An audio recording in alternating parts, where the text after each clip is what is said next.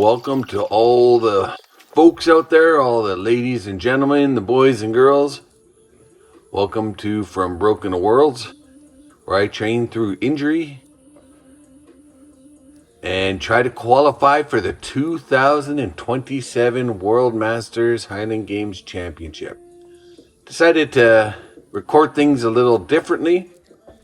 I moved the camera around essentially. Tell me in the comments whether you like the new recording format or I change it around. I did, before I'm doing this voiceover, I did look at the video and I had made some editing mistakes. Things are kind of out of order. I'm not too sure how that happened, but it did happen. So besides that, tell me your thoughts on me doing a little extra step of changing stuff around a little. But yeah, today I wanted to talk about kind of the three main pillars of training. And there are, I think, three essential qualities to training that if you want to see progress and you want to see success and get something out of your training, these three things need to be addressed and thought about and accomplished. The first one is to have a good program. Now, there's been a lot of time spent and ink spilt writing about programs and stuff and a lot of different theories. But I would say there's two main things to think about with your program. And one is, what is your goal?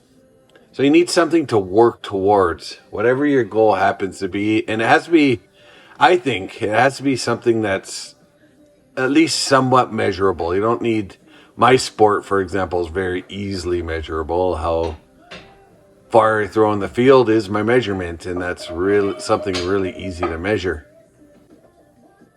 But whatever, even if it's, I want to feel more mobile, or I want to get stronger, or I want to be able to walk up the stairs better, something that's more a subjective feeling, that's still a measurement. So something that's measurable should be your goal.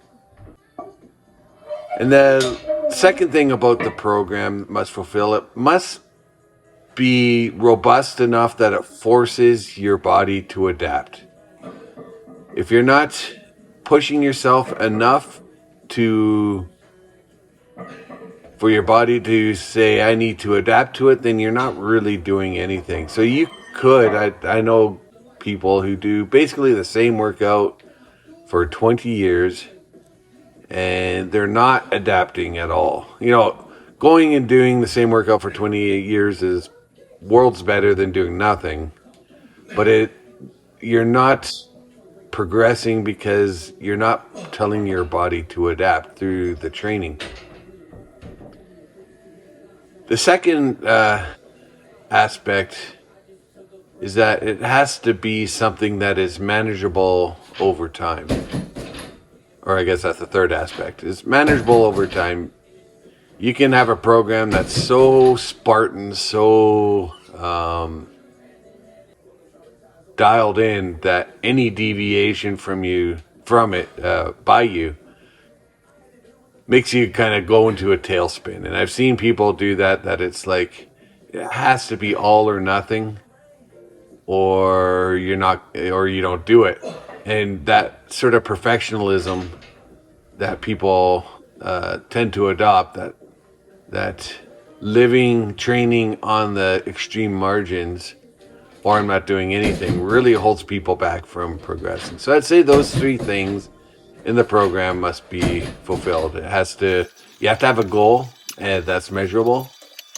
You have to have a program that forces your body to change. And you have to have a program that's doable over a long period of time.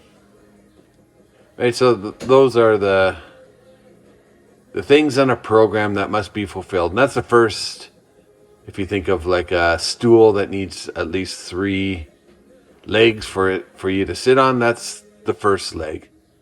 The second leg is recovery. So you don't actually get stronger in the gym. You actually make yourself weaker in the gym. And it's actually the recovery that makes you stronger. So what is recovery?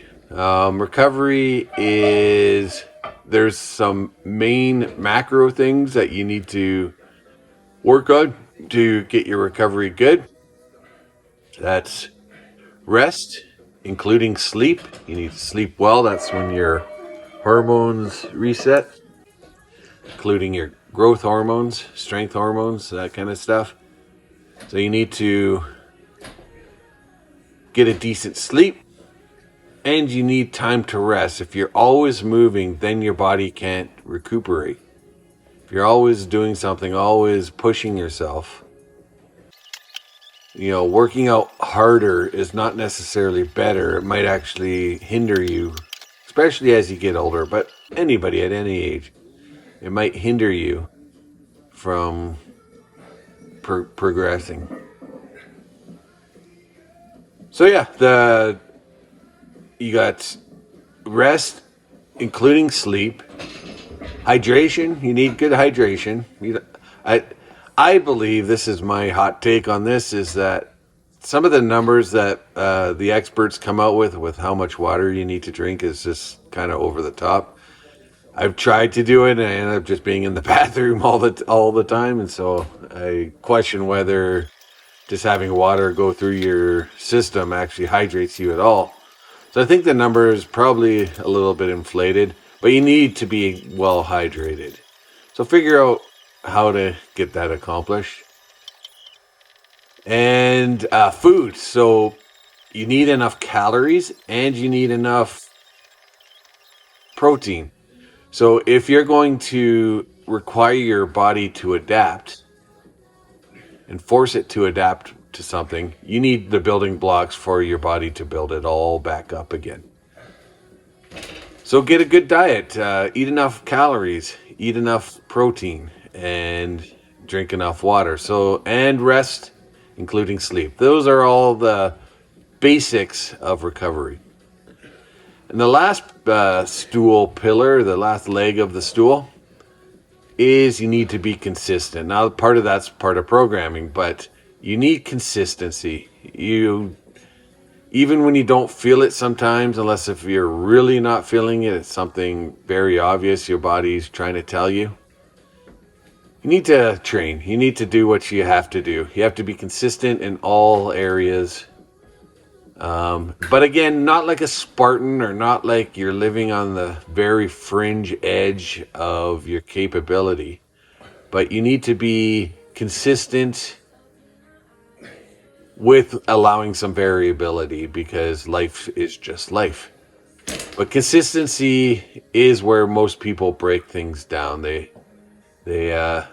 probably make things too difficult for themselves and try to get that pristine perfection in their training.